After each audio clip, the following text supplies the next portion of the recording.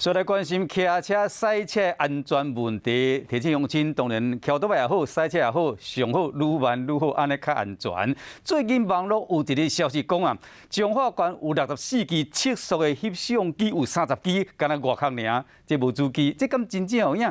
彰化交通队证实讲，因为经费的问题，确实敢若有34台测速的翕相的主机，也毋过呢，驾驶人毋能当作讲安尼就会使黑白超速，因为这34台主机内面有10台。这个主机会不定期的调动这个位，而且外表看不出来。开车看到测速翕相，大家拢会把速度放慢，惊一个无识字，搁互开罚单。不过最近网络电讲，彰化县64支测速翕相有30支拢是空壳，这敢是真的？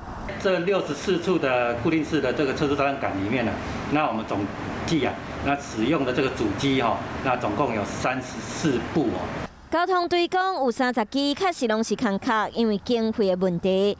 不过摆抓准来到彰化，就会使黑白开车。警方讲会测速的34支，有24支拢放伫固定的位。不过另外10支会根据交通的状况不定期来换位，而且民众自外观根本看袂出来，倒一支是空壳，倒一支真正的测速。啊，你若安尼话，大家较袂超速啊？所以你觉得是个好的啦哈？真的是较好啊。当然不好啊。你觉得为什么不好？